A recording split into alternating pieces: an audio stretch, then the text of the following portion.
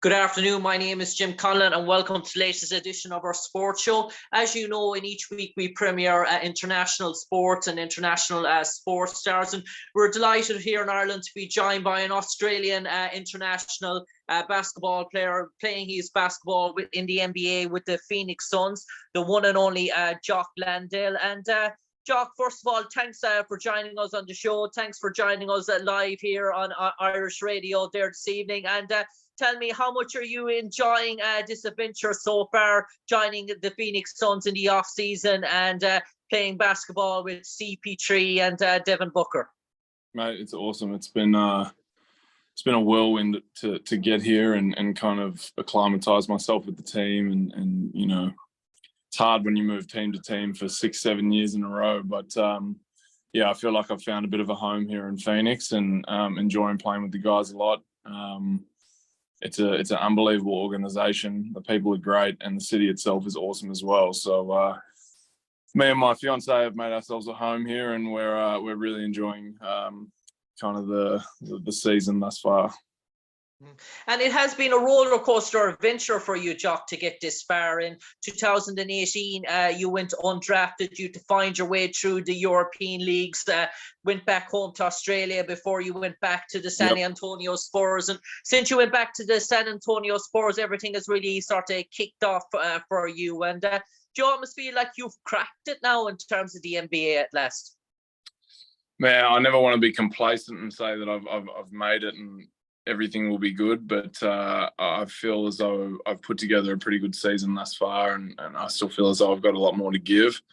But yeah, you know, I think that just being able to show that I can keep up with the pace and play at this level defensively, offensively, just across the board has been something that I've done this year just by playing winning basketball. I think that, you know, my mind was never really on you know, proving a point to people around me or anything. It was more about helping a team win, and I'd say that I've done that this year thus far.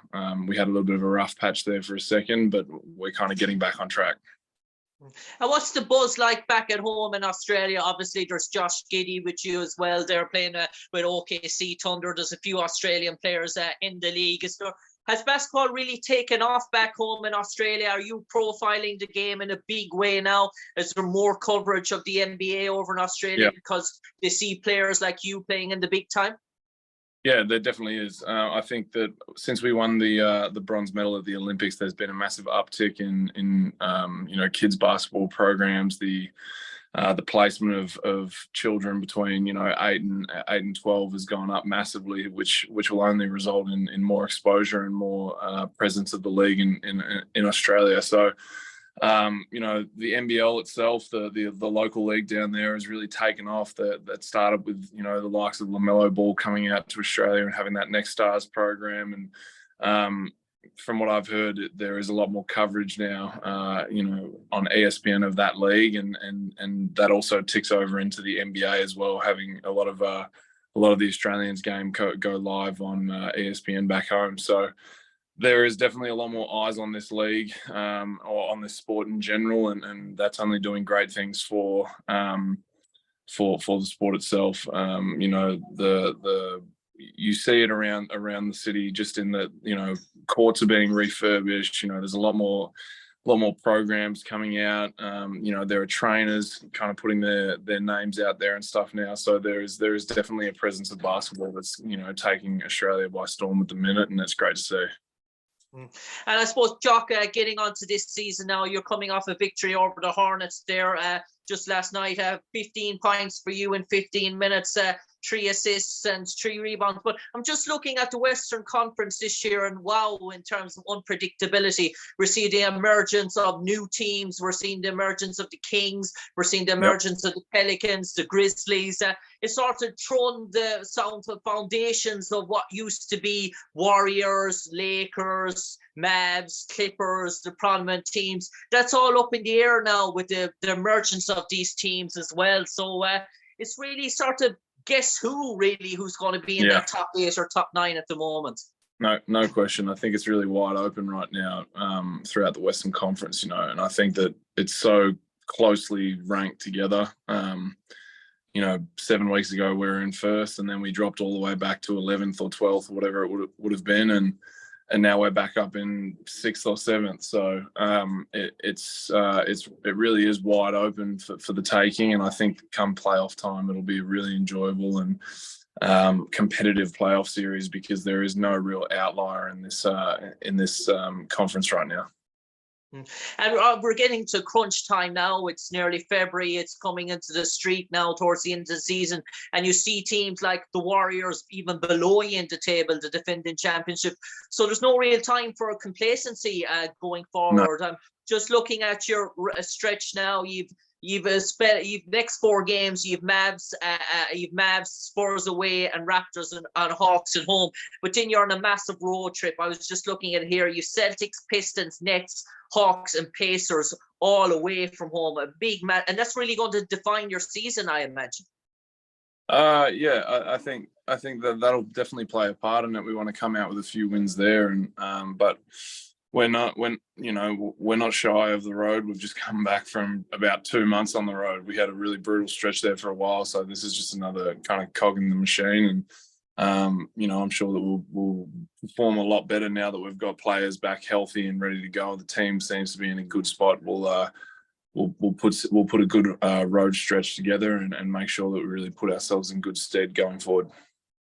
And Jock, what's it like in training and practice competing with DA? Does DA really sort of push you? Is he a fierce competitor in that in training in terms of rebounds and sort of drills and that? And does he make you better going up against him?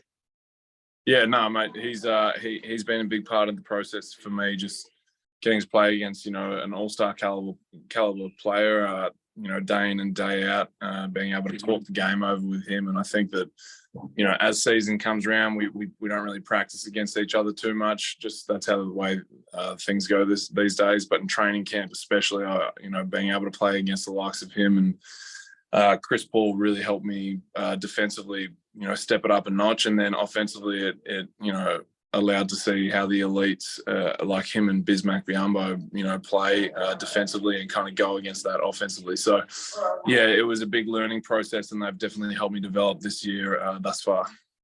Yeah, and finally for me, Jock, before I let you go, in terms of the playoffs, we know the Phoenix Suns have been knocking at the door so close, a few conference finals, getting into a final, sort of such. You have that big game mentality, you have the big game winners for you in terms of, is it almost like playoff season, once you get past that first round opponent, you can almost feel that momentum, but the playoffs are so tricky that you can't take anything for granted. You almost have to feel your way in. Does that first round series victory, does that give that belief and confidence in that roster team that you can go all the distance? Is the first round of the playoffs always the most trickiest one?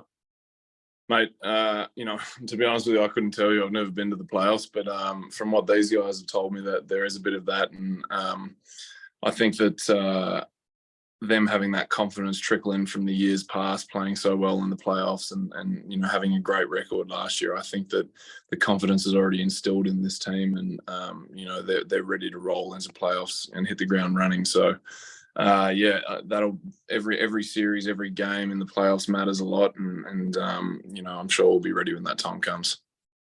Jock Lansdale, thanks for speaking to us here on our sports show live in Ireland there tonight. Thanks for giving us your perception of an Australian player in the NBA. We wish you all the best with the Phoenix Suns for the coming year, and no doubt you'll have a prosperous Western Conference and no doubt a good fruitful run in the playoffs. Jock Lansdale, Phoenix Suns, take care. Thanks, mate.